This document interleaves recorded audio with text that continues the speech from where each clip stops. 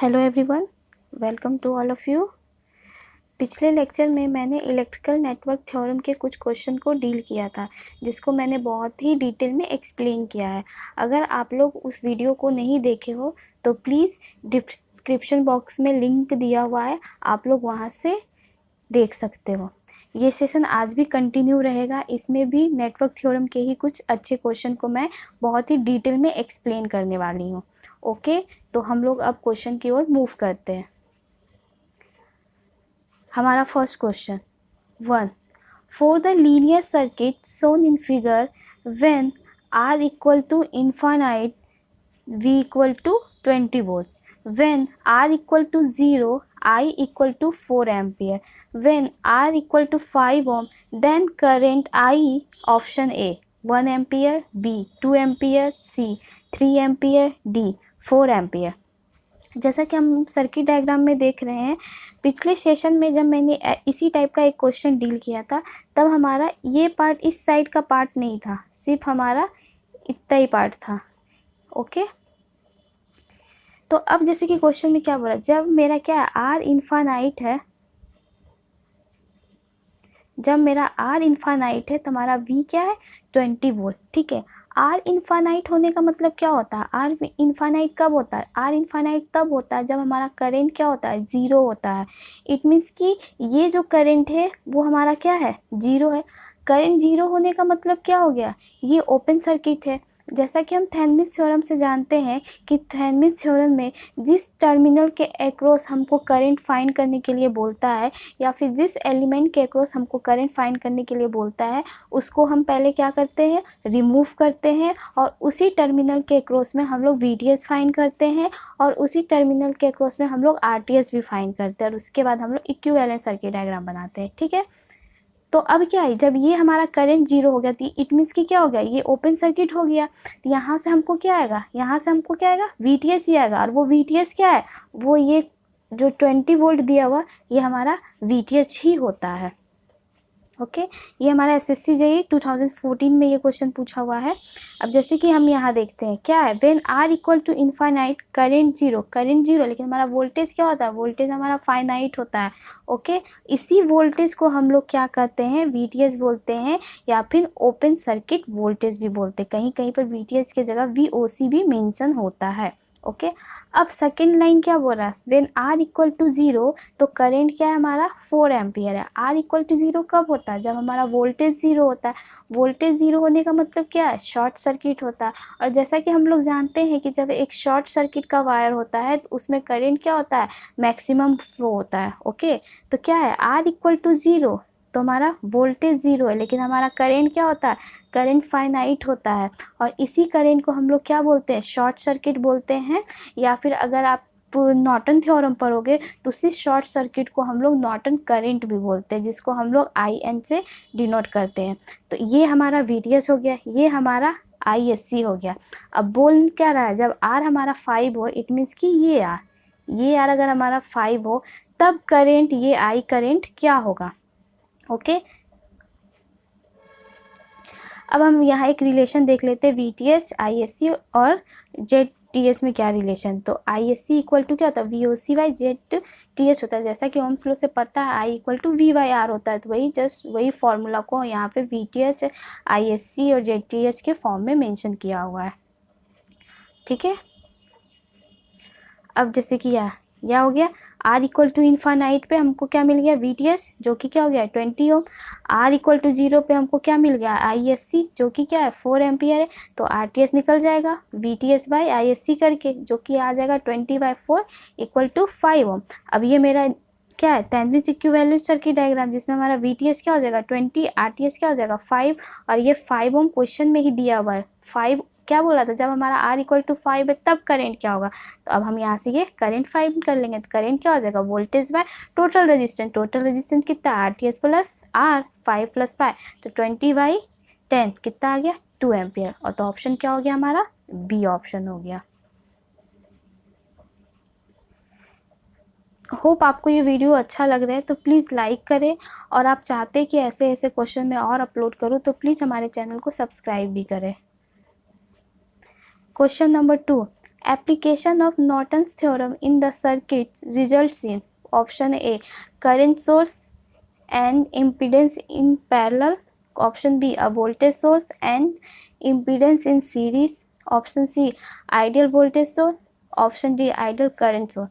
ये क्वेश्चन हमारा SSC JE 2013 का है। ओके, मैंने सिर्फ यहाँ मेंशन 13 किया, लेकिन ये बहुत ही बार रिपीटेड क्वेश्चन है, एटलीस्ट 3 से 4 बार रिपीटेड क्वेश्चन है, तो मैंने उतना ईयर मेंशन नहीं किया, लेकिन ये बहुत पूछने का वे अलग अलग, जैसे कि यहाँ ये थ्योरी के वे में पूछ दिया। अब इसी बार पूछा हुआ था कि उन्होंने जस्ट सर्किट डायग्राम को ही मेंशन कर दिया कि इसमें से नॉर्टन थ्योरम कौन सा है। ओके, अब जैसा कि ये इक्विवेलेंट सर्किट डायग्राम दिख रहा है, ये थेवेनिन इक्विवेलेंट सर्किट डायग्राम है और ये हमारा नॉर्टन इक्विवेलेंट सर्किट डायग्राम। ये इतना सारा जो पार्ट होता है इसको हम लोग प्रैक्टिकल वोल्टेज सोर्स बोलते हैं और इसको हम प्रैक्टिकल करंट सोर्स भी बोलते हैं। ये हमारा जो थेवेनिन से नॉर्टन क्या होता है, ये हमारा सोर्स ट्रांसफॉर्मेशन होता है, जिसमें हमारा क्या होता है, वोल्टेज जो होता है वो करंट में कन्वर्ट हो जाता है और जो आर हमारा सीरीज में होता है वो यहाँ पैरेलल में कन्वर्ट हो जाता है। तो हमारा यहाँ से तो ऑप्शन ए मिल गया। ओके, ऑप्शन ए इसका करेक्ट आंसर है। लेकिन हम और थोड़ा डिटेल में बात करते हैं कि नॉर्टन एक्चुअली और नॉर्टन में हम क्या क्या डील कर सकते हैं। इसका ये ऑप्शन यहाँ गलत है ना, सी मेंशन हो गया था।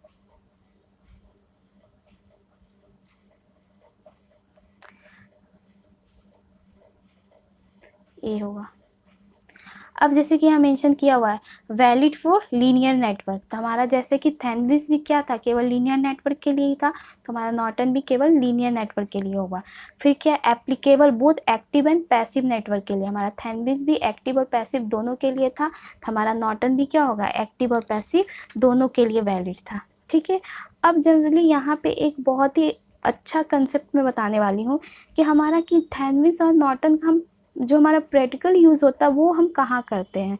ठीक है, तो जैसा कि थेवेनिन थ्योरम में हम क्या करते हैं, जो हमारा our daily day to day work होता है उसमें क्या होता है, अगर वोल्टेज सोर्स का ओवरलोड हो जाए, जैसे कि हमारा जो डोमेस्टिक्स होते हैं, तो उसमें हमारा क्या होता है, प्रैक्टिकल वोल्टेज सोर्स जो होता है उसको हम आइडियल वोल्टेज सोर्स के में रिप्रेजेंट करते हैं और उसके साथ एक सीरीज में रेजिस्टेंस कनेक्ट करते हैं।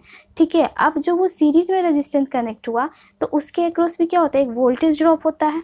जब देखो ना, अगर ये सीरीज में यहाँ रेजिस्टेंस कनेक्ट है, अगर पहले सिर्फ सपोज प्रैक्टिकल वोल्टेज सोर्स हुआ, अगर ये सिर्फ यहाँ हमारा प्रैक्टिकल वोल्टेज सोर्स हुआ तो सारा ये ओवरलोड कर दिया, लेकिन जब हम लोग ये क्या कर दिया, इसको प्रैक्टिकल वोल्टेज सोर्स में कनेक्ट किया, तो प्रैक्टिकल वोल्टेज सोर्स क्या होता है, यहाँ पे एक वी भी होता है और यहाँ एक सीरीज में रेजिस्टेंस भी होता है। तो अब यहाँ रेजिस्टेंस है तो यहाँ पे एक करंट जाएगा, तो इसके अक्रॉस भी वोल्टेज ड्रॉप होगा।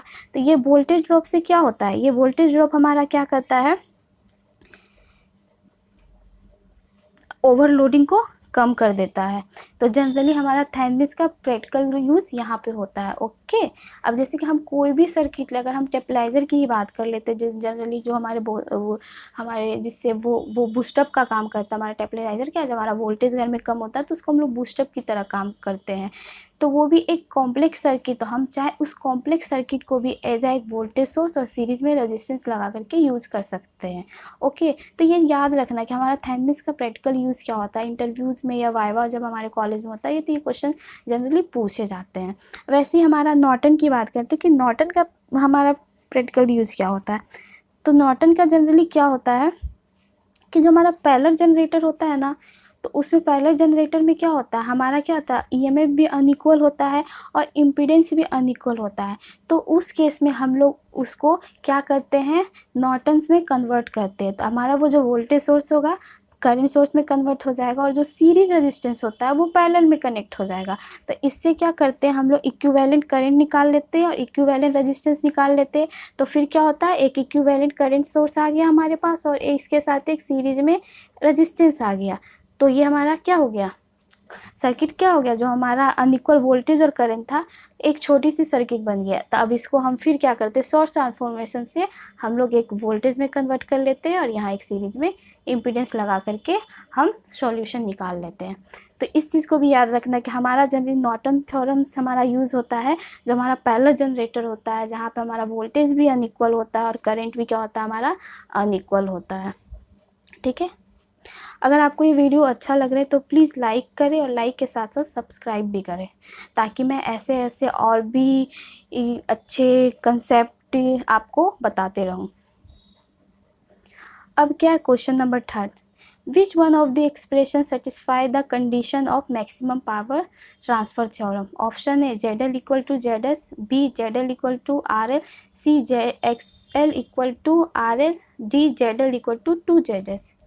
ये जनरली मैंने यहाँ मेंशन तो किया है 2017, लेकिन अगर पेपर की बात करूँ 2010 या 12 से, तो कंटिन्यू ये किसी न किसी वे में पूछा ही पूछा है। 2017 में एक्चुअली 10 से 12 पेपर हुए थे इसके, जो शिफ्ट वाइज, तो वो सारे पेपर में इसके क्वेश्चन थे ही थे। हाँ, पैटर्न थोड़ा अलग था, तो वो मैं एक्सप्लेन कर रही थी कैसे कैसे पैटर्न में थे। ठीक है, पहले तो ये जान लेते हैं कि हमारा मैक्सिमम पावर थ्योरम होता है, वो होता एप्लीकेबल किसके लिए है, तो वो हमारा लीनियर के लिए एप्लीकेबल है और साथ ही साथ हमारा एक्टिव पैसिव दोनों के लिए एप्लीकेबल है। तो याद रखना, थेवेनिन, नॉर्टन और मैक्सिमम पावर तीनों हमारा क्या है, लीनियर के लिए एप्लीकेबल होता है, और तीनों ही हमारा active as well as passive दोनों के लिए होता है। अब जैसा कि हमारा बोला जाता है कि हमारा जो मैक्सिमम पावर थ्योरम जो वैलिड होता है, उसमें हमारा क्या होता है, हमारा लोड रेजिस्टेंस वेरिएबल होता है। अगर लोड रेजिस्टेंस वेरिएबल नहीं है, हमारा आरटीएच या सोर्स रेजिस्टेंस वेरिएबल है, तो उस केस में मैक्सिमम पावर थ्योरम वैलिड नहीं होता है। यहाँ पे मैंने मैक्सिमम पावर थ्योरम को एमपीटी में मेंशन किया हुआ है। ठीक है, तो इस कंडीशन को याद रखना, ये कंडीशन भी एक बार एग्जाम में पूछा हुआ है। ठीक है, क्या पूछा हुआ है, अगर हमारा सोर्स रेजिस्टेंस वेरिएबल हो तो हमारा एमपीटी एप्लीकेबल होगा या नहीं, नहीं एप्लीकेबल होगा। एमपीटी एप्लीकेबल तभी होगा जब हमारा लोड रेजिस्टेंस वेरिएबल हो। अब एमपीटी का स्टेटमेंट क्या है, मैक्सिमम पावर ट्रांसफ़र थ्योरम का स्टेटमेंट यह है कि जब भी कोई DC voltage source will deliver maximum power to the variable load resistor only when then the load resistance equal to source resistance where RL equal to RTH। ask many times, मतलब ये line बहुत बार पूछा हुआ है, बहुत बार। तो याद रखना, अगर जब भी डीसी सोर्स मेंशन दिया हुआ है, डीसी वोल्टेज मेंशन दिया हुआ है, तो उस केस में हमारा सोर्स इम्पीडेंस या फिर बोल लो आरटीएच बोल लो, वो हमारा इक्वल होता है लोड रेजिस्टेंस के।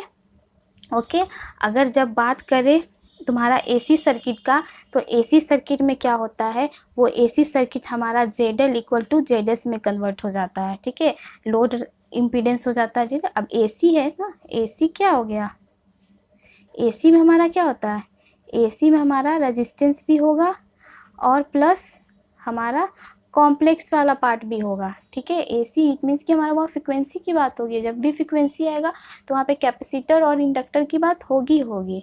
ओके, तो क्या हो जाएगा, एसी के केस में हमारा क्या हो जाएगा, ZL equal to conjugate of ZS, conjugate रहेगा। ठीक है, अगर हमारा ZL equal to RL plus XL है, तो ZS हमारा क्या हो जाएगा, RS माइनस XS।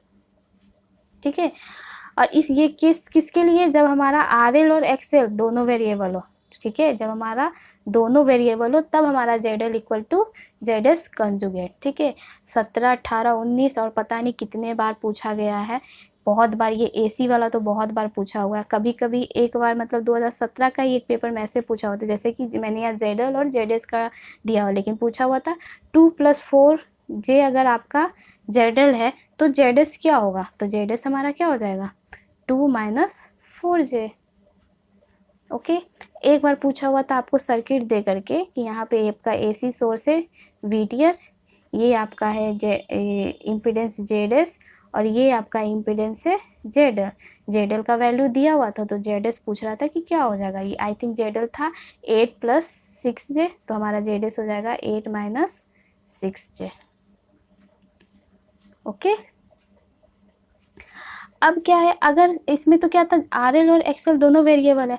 अगर सपोज सिर्फ और सिर्फ RL वेरिएबल हो और हमारा XL कांस्टेंट है, तो उस केस में हम लोग RL ऐसे फाइंड करेंगे। तो RL क्या हो जाएगा हमारा, RS का square plus XL plus XS का स्क्वायर का मतलब क्या रूट अंडर है। ओके, ये जनरली मैंने अभी तक SSCG में देखा नहीं है, लेकिन हमारे ये IAS और गेट में इस फॉर्मूले में बहुत बार क्वेश्चन पूछे जा चुके हैं। तो इसको भी आप लोग ध्यान में रखना कि अगर सिर्फ हमको बोले RL वेरिएबल है और हमारा XL कांस्टेंट है, तब हम RL ऐसे निकालेंगे। ठीक है, अब अगर बोलता है कि हमारा लोड रजिस्टेंस, लोड क्या है हमारा, लोड में सिर्फ हमारा रजिस्टेंस है, तो हमको क्या है, तो फिर हम क्या करते हैं, इसका जो होता है हम लोग इसका मैग्नीट्यूड निकालते हैं। ओके, मैग्नीट्यूड निकाल लेते हैं रूट अंडर RS का स्क्वायर प्लस XL का स्क्वायर।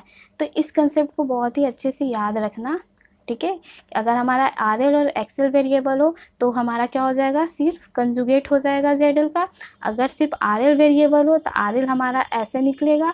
अगर बोलेगा सिर्फ रेजिस्टेंस है लोड में, तब हमारा RL ऐसे निकलेगा। हम लोग उसका क्या करेंगे, मॉड निकाल देंगे। ओके, अगर आपको ये वीडियो अच्छा लगे तो प्लीज़ लाइक करें और लाइक के साथ साथ सब्सक्राइब भी करें। ये बहुत ही इम्पॉर्टेंट मेरे को लगा SSC के पॉइंट ऑफ व्यू से, क्योंकि ये बहुत बार पूछा हुआ है, एवरी ईयर ये इस पे पूछा ही पूछा है क्वेश्चन। तो प्लीज़ आप ये कंसेप्ट को ध्यान रखना। Next question, in the network shown in figure the value of RL such that maximum possible power will be transferred to RL। ये हमारा सर्किट डायग्राम है। ऑप्शन क्या है, 5.76, बी 6 ओम, सी 10 ओम, डी 15 ओम। अब आपको बोल रहा है कि मैक्सिमम पावर ट्रांसफ़र के लिए हमारा ये RL क्या होगा। तो मैक्सिमम पावर ट्रांसफ़र के लिए हम अभी जस्ट देखें RL क्या होता है, RL हमारा क्या होता है, RTS के इक्वल होता है। तो RTS कैसे फाइंड करेंगे, RTS फाइंड करेंगे हम लोग इसको ओपन करेंगे, RL हमारा ओपन सर्किट हो जाएगा। तो और ये करंट भी हमारा क्या हो जाएगा, ओपन सर्किट होगा, क्योंकि जब भी हम RTS फाइंड करेंगे तो हमारा जो भी इंडिपेंडेंट वो सोर्स होगा, वोल्टेज हो या करंट हो, वो हमारा क्या होगा, इंटरनल रेजिस्टेंस के थ्रू रिप्लेस होगा। अगर इन वोल्टेज सोर्स है तो वो शॉर्ट हो जाएगा, और करंट सोर्स है तो वो ओपन हो जाएगा। ये हमारा SSC JEE 2014 का क्वेश्चन है। अब जैसे कि हम यहाँ देखते हैं, ये हमारा क्या है, थेवेनिन इक्विवेलेंट सर्किट डायग्राम है, जो इसमें ये हमारा VTS है, ये RTS है, ये हमारा लोड रेजिस्टेंस RL है, इसके क्रॉस का वोल्टेज VL है, और करंट हमारा IL है। अगर हमको इस केस में IL फाइंड करने के लिए बोलेगा तो IL क्या हो जाएगा, VTS by RTS plus RL। Okay, अगर हमको इसमें मैक्सिमम पावर निकालना पड़े तो मैक्सिमम पावर का फॉर्मूला ये होता है VTS का स्क्वायर बाई 2/4 इंटू RTS। ठीक है, इस फॉर्मूला को याद रखना। इस फॉर्मूला से भी मैंने देखा था कि 2016 से 2019 के बीच 4 से 5 क्वेश्चन पूछे हुए हैं सिर्फ इस फॉर्मूला के बेस पे। ओके, तो अब इसका सॉल्यूशन देख लेते हैं। अब इसका सॉल्यूशन क्या हो जाएगा, हमारा RL इक्वल टू RTS हो जाएगा। जो हमारा करंट था वो ओपन सर्किट हो गया, तो इधर से तो हमको कोई मतलब ही नहीं है। अब ये टर्मिनल के बीच हमको RTS निकालना है। तो 10 और 5 क्या है, सीरीज में, इधर 6 और 4 क्या है, सीरीज में। तो हमारा क्या हो जाएगा, 15 पैरेलल 10। जब इसको तुम सॉल्व करोगे तो आपको आ जाएगा 6 ओम, जो कि आपका हो जाएगा option C.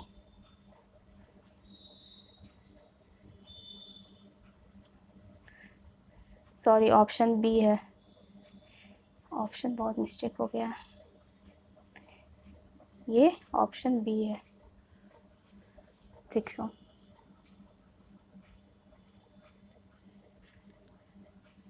Fifth question, determine the load resistance in ohm for a circuit when the maximum power transfer from source of 80 volt to load of 80 volt. अब जस्ट वही आ गया, अभी जो मैं मैक्सिमम पावर का फॉर्मूला बताई थी क्या था, P इक्वल टू VTS का square bye 4 RTS।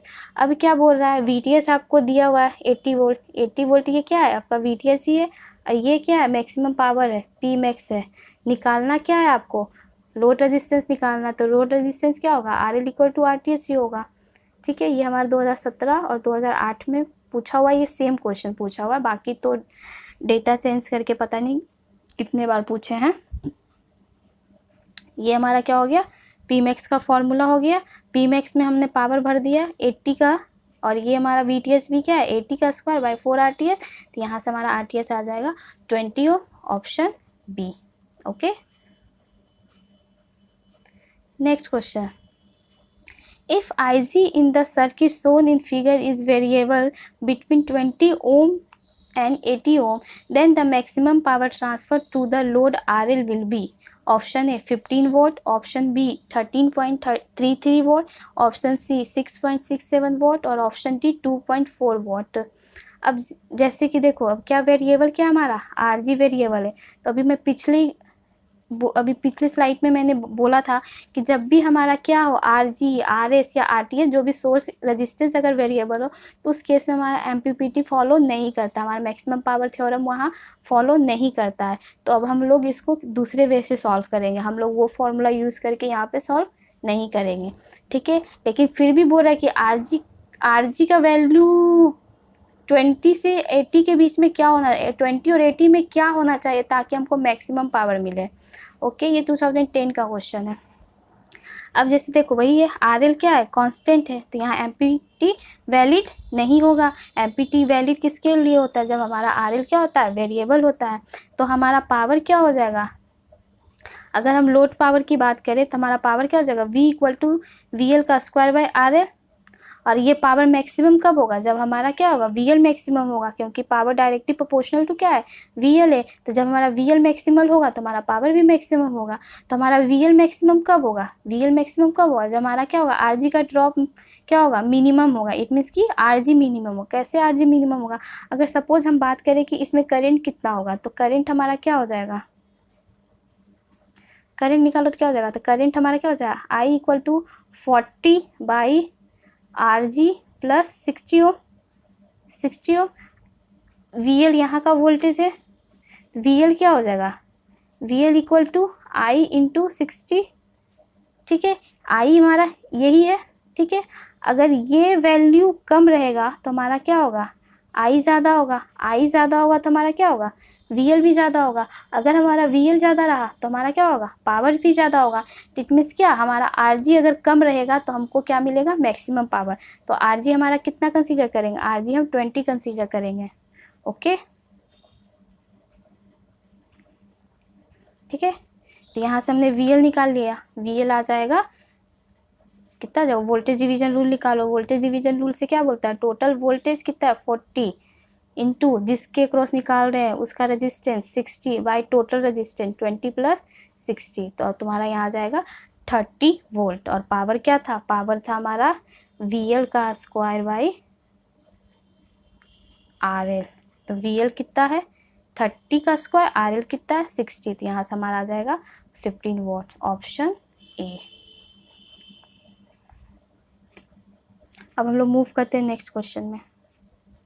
The value of load impedance ZL for which the load consume maximum power, A 50 ohm at power factor 0.6 lead, B 50 ohm at power factor 0.6 lag, C 30 ohm at power factor unity, D none। अब जैसा कि क्या बोला था, load impedance बोला हुआ है, ये ZL का वैल्यू पूछा हुआ है क्या, जब हमारा मैक्सिमम पावर कंज्यूम हो, ठीक है। तो अभी जस्ट AC में मैं बात ही बोली थी कि ZL हमारा क्या हो जाएगा, ZS का कंजुगेट। तो ZS हमारा क्या है 30 माइनस 40 हो जाएगा, क्यों, क्योंकि कंजुगेट होगा। 2013 का क्वेश्चन है। ओके, तो यहाँ से हमको क्या मिल गया, ZL मिल गया। अब ZL का हमने एम्पलीट्यूड निकाल लिया, तो एम्पलीट्यूड के लिए हम लोग क्या करेंगे, उसका रूट का कर देंगे स्क्वायर, ठीक है। अब पावर फैक्टर हम लोग जानते हैं कि पावर फैक्टर होता क्या है, R बाई जेड। तो R इसमें कितना था 30 और Z हमारा क्या हो जाएगा 50। तो यहाँ से हमारा पावर फैक्टर कितना आ जाएगा 0.6। ओके, हम पावर फैक्टर तो 0.6 आ गया, लेकिन हमको लैग होगा या लीडिंग होगा कैसे पता चलेगा। तो जब भी हमारा क्या होता है इम्पीडेंस, जो भी हमारा इम्पीडेंस होता है, अगर R प्लस जे XL हो तो ये प्लस हमारा लैगिंग बताता है, अगर माइनस हो तो ये हमारा लीड बोलता है, ठीक है। तो यहाँ पे ZL में क्या था, माइनस था, इसलिए क्या हो जाएगा लीड, ऑप्शन ए। याद रखना यूनिटी किसके लिए होता है, यूनिटी सिंपल R के लिए होता है। अगर सिर्फ यहाँ रेजिस्टेंस होता तब हमारा यूनिटी होता, ठीक है। लेकिन यहाँ पे क्या है, हमारा इम्पीडेंस है, और इम्पीडेंस भी किस में है, माइनस में। तो माइनस क्या होता है, कैपेसिटिव के लिए होता है, कैपेसिटर के लिए होता है। और कैपेसिटर का नेचर क्या होता है, लीडिंग होता है। अगर प्लस होता तो लैगिंग होता और इंडक्टर होता। अब जैसे कि कभी अभी जैसे कि ऑप्शन तो इसमें पूछा, ऑप्शन ये भी पूछ सकता है कभी भी कि हमारा क्या होगा, कैपेसिटर लोड में कनेक्ट होगा कि इंडक्टर कनेक्ट होगा, तो हमारा कैपेसिटर कनेक्ट होगा। Next question, what is the efficiency in the percentage of circuit when the maximum power is delivered to the load? A 40%, B 50%, C 70%, D 80%। बहुत बार पूछा हुआ क्वेश्चन ये भी है, बहुत बार रिपीटेड है। यहाँ पे मैंने 3-4 साल मेंशन भी कर दिया, 18, 17, 15, 8, लेकिन ये बहुत बार पूछा हुआ है, बहुत ही रिपीटेड क्वेश्चन है। अब जैसा कि ये देख लो, ये क्या हमारा थेवेनिन इक्विवेलेंट सर्किट डायग्राम है, ठीक है। अगर हम टोटल पावर निकाले सोर्स का टोटल पावर निकालेंगे तो सोर्स का टोटल पावर कितना हो जाएगा। करंट इसमें क्या है, सपोज करंट मैंने मेंशन किया, IL हमारा करंट है, तो टोटल पावर क्या हो जाएगा, IL का स्क्वायर बाय टोटल रेजिस्टेंस। किसी भी रेजिस्टेंस के अक्रॉस का हम पावर कैसे निकालते हैं, I स्क्वायर R ही करते हैं। तो R यहाँ कितना है, RS है और RL है, तो क्या हो जाएगा, IL का square into RS plus RL, ठीक है। लेकिन मैक्सिमम पावर के कंडीशन में क्या होगा, हमारा source resistance equal to load resistance, RS equal to RL हो जाएगा। तो यहाँ क्या हो जाएगा, 2IL का स्क्वायर इंटू RL। अगर हम बोले कि लोड का सिर्फ पावर कितना होगा, तो लोड हमारा तो सिर्फ यही है ना, तो लोड का पावर कितना होगा, यहाँ में जितना करंट जा रहा, करंट कितना जा रहा IL, तो लोड पावर कितना होगा, IL का स्क्वायर इंटू RL, ठीक है।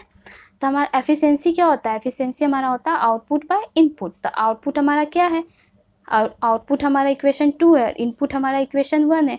दोनों इक्वेशन को सॉल्व करोगे तो 1/2 आएगा, और हम परसेंटेज में निकाल रहे हैं तो 100 से मल्टीप्लाई किए, तो हमको क्या मिल गया, 50% है। ऑप्शन बी, बहुत बार पूछा हुआ क्वेश्चन है, ठीक है। ऑप्शन बी तो आ गया आंसर, लेकिन और भी मैं थोड़ा डिटेल में बात करेंगे एफिशिएंसी की।